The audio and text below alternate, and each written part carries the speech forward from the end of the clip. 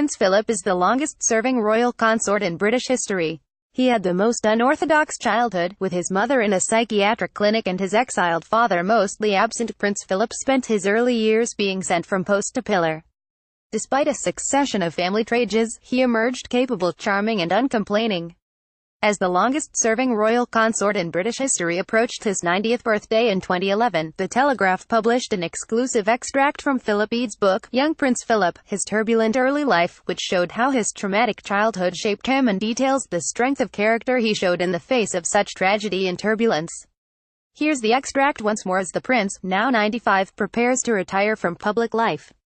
Prince Philip, then Lieutenant Philip Mountbatten, in July 1947 at the Royal Naval Officers' School at Kingsmoor in Hawthorne, Wiltshire. Credit: PNA Rhoda. Getty Images. On November 16, 1937, at around noon, Prince Philip's heavily pregnant sister, Cecile, set off on the short drive through the woods from the Hesse family's old hunting box at Wolfsgarten to Frankfurt Aerodrome to fly to London for a family wedding. With her were her husband, George Donatus, or Don, who had recently succeeded his father as the Grand Duke of Hesse, and by Rhine his widowed mother and their two young sons, aged 6 and 4, who were due to be pages. Air travel was growing in popularity, but most Europeans considered it risky and unpredictable, particularly in the high winds and dense fogs of autumn. Cecile was reputedly so terrified of aeroplanes that she always wore black when she flew. However, Don Hesse was a dedicated and fearless flyer, like the young Philip, who made frequent continental trips to visit relations. They took off just before 2 o'clock in bright sunshine in a 3-engine Junkers monoplane. The plane had been scheduled to land en route near Brussels, but a thick North Sea fog had swept in and they were instructed to proceed instead to Steen, on the coast near Ostend. There, too, fog had reduced visibility to a few yards, but the pilot went ahead with his descent, flying blind. An eyewitness described seeing the aeroplane coming down out of the fog and hitting the top of a brickworks chimney at about 100 miles per hour. There were no survivors. In the charred wreckage were the remains of an infant, prematurely delivered, lying beside the body of Cecile. It was suggested that the pilot had attempted to land only when he became aware that the Grand Duchess had begun to give birth. At Gordonston School in Morayshire, it fell to the German émigré headmaster, Kurt Hahn, to break the news to 16-year-old Philip. The young prince, already used to steeling himself against life's shocks and trages, did not break down. His sorrow was that of a man, his headmaster recalled.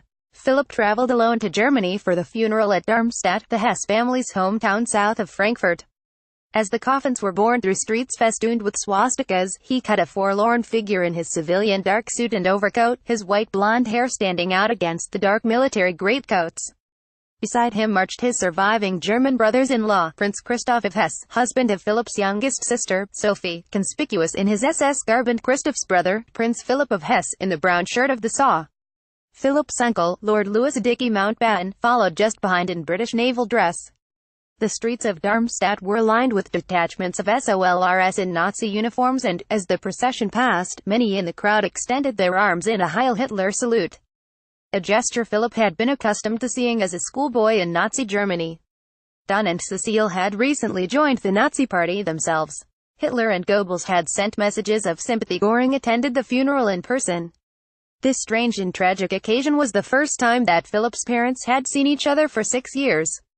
His mother, Alice of Battenberg, who had been born deaf, was committed to a secure psychiatric sanatorium in 1931 after suffering a nervous breakdown. Shortly after, his exiled father, Andrea, had closed down the family home near Paris and gone to live in the south of France, leaving 10-year-old Philip to be brought up in Britain by his wife's family, the Milford Havens and Mountbattens. For almost 5 years, he heard nothing from his mother, and his father was mostly absent. Philip, the longed-for boy after 4 girls, was born at Monrepos, the family's Regency villa on the island of Corfu. Alice went into labor on June 10, 1921, and was taken by the Corfu doctor to the dining room table, which he deemed the most suitable place in the house to give birth. The infant was registered in nearby Corfu town under the name of Philippos. He was 6th in line to the Greek throne. It was several months before Andrea, a major general in the Greek army, saw his son. Having at last been given the command of a division, he had left Athens for Smyrna the day before Philip's birth, accompanying his brother, King Constantine, who had placed himself at the head of his troops. The Queen and Prince Philip through the ages, but the Greek campaign in Asia Minor was a disaster, a national humiliation on an epic scale for which Andrea was held partly to blame. The revolutionary colonels made a scapegoat of him. He was court-martialed and only narrowly escaped the sentence thanks to the intervention of a British diplomat, at the behest of his cousin, King George V. Andrea, Alice, their 4 daughters and 18-month-old son, with no money, no passports and no idea where they were going to settle, slipped quietly into Britain at Dover. The prospect of staying there, among the hostile and suspicious people, was unrealistic, so they settled in Paris courtesy of an eccentric branch of the family, Marie Bonaparte and her husband Prince George of Greece, Andrea's elder brother, known as Big George. She was an heiress, antiquarian, psychoanalyst and a friend and patroness of Sigmund Freud. A small lodge in the grounds of this exotic couple's mansion at St. Cloud was to be the family's base for the next decade.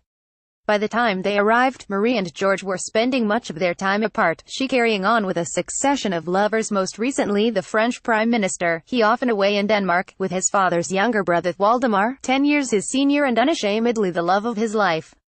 Philip's sister, Sophie, recalled that there were always problems paying the bills, although George and Mary's son, Peter, was under the impression that his mother paid all their expenses for years. According to his cousin Alexandra, Philip was trained from an early age to save and economize better than other children, so much so that he even acquired a reputation for being mean.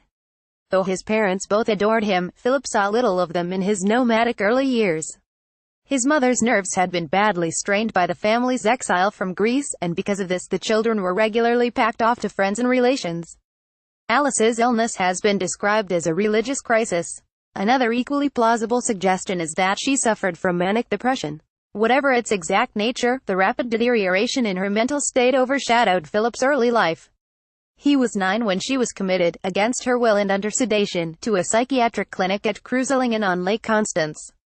The children had been taken out for the day and they returned that evening to find their mother gone. Alice and Andrea's marriage had been difficult for several years, but it effectively finished at this point. They never divorced, but Andrea relinquished his role as husband, as the biographer Hugo Vickers puts it. He shut up their family home at St. Cloud and thereafter led a rather aimless life, drifting between Monte Carlo, Paris and Germany. Andrea saw Philip now and again during the school holidays, but otherwise left him in the care of Alice's family. Still traumatized by his treatment at the hands of the Greek revolutionaries and depressed by exile, Andrea probably did not feel up to the task of raising Philip on his own. The boy's guardian and surrogate father for the next 7 years was Georgy, 2nd Marquess of Milford Haven, Alice's elder brother, and his wife, Nada, great-granddaughter of the Russian poet Alexander Pushkin. Georgy was clever, supremely inventive and lazy. His enthusiasm for technology helped fire his nephew's interest in invention and design. Nada, dark and attractive, was a rebellious, engaging character. Her niece, Myra Butter, remembers her as off the wall, the best fun, very bohemian. Among other attributes, she had a fluid duality. Her girlfriends included Gloria Morgan Vanderbilt, the American society beauty who regularly stayed when Philip was there. Philip was deeply appreciative of the home they provided for him, and never complained about his situation. But the fact remains he was virtually orphaned. When, years later, an interviewer asked him what language he spoke at home, he said, "What do you mean, at home?" A young Princess Elizabeth and Philip Mountbatten, Duke of Edinburgh, on their engagement at Buckingham Palace in 1954. Credit, Fox Photos, Getty Images. From the summer of 1932 until the spring of 1937, he neither saw nor received any word from his mother, not even a birthday card. "It's simply what happened," he said matter-of-factly. "The family broke up. My mother was ill, my sisters were married, my father was in the south of France. I just had to get on with it." You do. One does. Boarding school offered one solution to the sudden dissolution of Philip's family, and Georgy Milford Haven chose Cheam, in Surrey, where his son, David, was 2 years above. A contemporary, John Wynne, remembers Philip as charming, gifted and unshowy. When you think of all the problems he had being shoveled around, it was a remarkable achievement. He wasn't bullied. Nobody would ever have had a poke at him because they'd have got one back. He had tremendous confidence from somewhere. Just before they left Cheam, he saw a photograph of George V beneath a pile of clothes in Philip's trunk signed from Uncle George. He had never displayed it.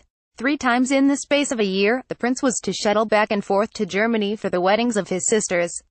He even briefly joined his brother-in-law's school at Salem, a strange decision as it was being steadily Nazified.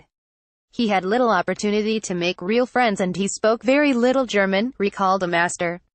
He was really very isolated. To his relief, after a term he was sent back to Britain and to Gordonston. There, he was listed simply by his Christian name on the school register.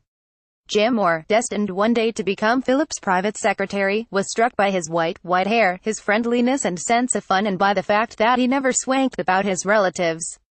While at Gordonston, Philip lost 3 of the key figures in his world.